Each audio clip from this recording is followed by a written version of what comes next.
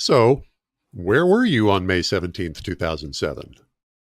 Last time I promised I'd tell you why that date is meaningful, and today I fulfill that promise.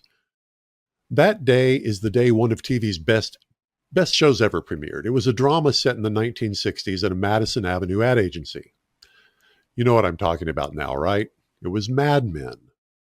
Those were the glory days for American advertising, that 25 to 30 year period between the end of World War II and the trauma of Watergate.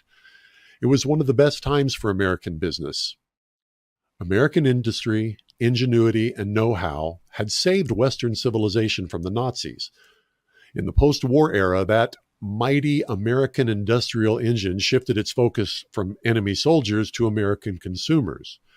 U.S. manufacturers cranked out consumer goodies by the millions of metric tons.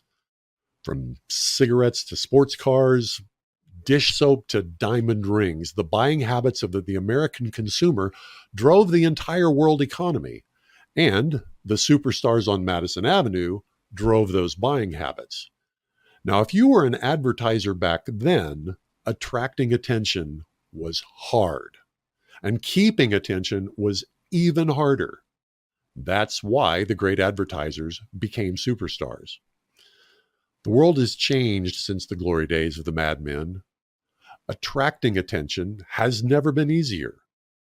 We have tools at our fingertips the Mad Men could only dream about. Anyone with a mobile phone can reach 2 billion people instantly for essentially zero cost. And what about keeping your audience's attention?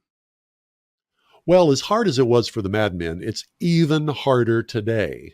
Much, much harder. In fact, never in the history of business has it been so difficult to hold people's attention. The factors that make it so easy to attract attention also make it brutally difficult to keep it. Now, over the next few days, I'm going to explain how you can change that. I'm going to teach you how to use the psychological levers every human being possesses to create fanatically loyal customers, fans, and friends.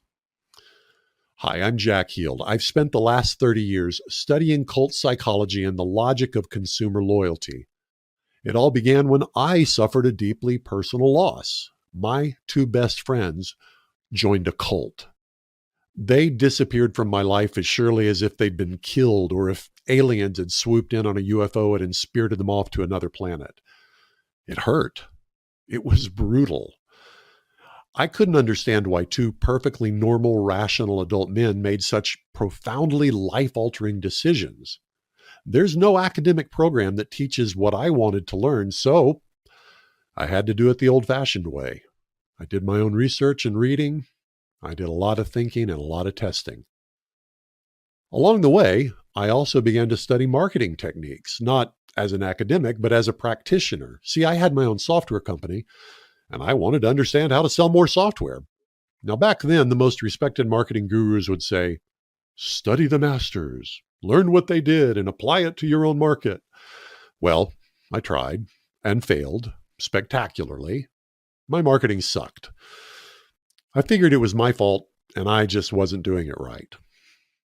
Does that sound familiar? Have you followed the path laid down by the giants of marketing? Have you studied their techniques and emulated their approach? If so, let me ask you a question. How's that worked out? I'll bet it hasn't worked for you. And maybe like me, you blame yourself. Maybe you think there's just something wrong with you. You've done everything the guru said to do, and it hasn't worked. Well, I've got some good news for you. It's not your fault. We've been led to believe something that is just not true. We've been told that we can copy the success of the Mad Men by copying the tools and techniques of the Mad Men. That's patently false. See, the problem runs far deeper than mere tools. Those tools and techniques used by the Mad Men worked well because they fit that world perfectly.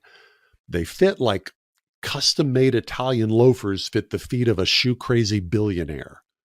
That world is gone. And that's why those old marketing techniques don't work anymore. That's why your customers bail at the first opportunity. So, what can you do about it? Well, that's what the next few days are all about.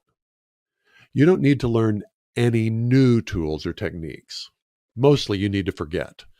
Instead, you'll learn to use some very old tools, tools that predate the madmen by literally thousands of years. People always like to believe that their particular age is unique in world history, and ours is no exception. Well, I've got news for you. When it comes to marketing, our age is the rule, not the exception.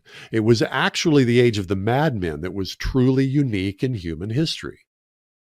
See, as much as the world of technology and communication has changed in the last 60 years, human psychology hasn't changed at all in the last 60,000 years.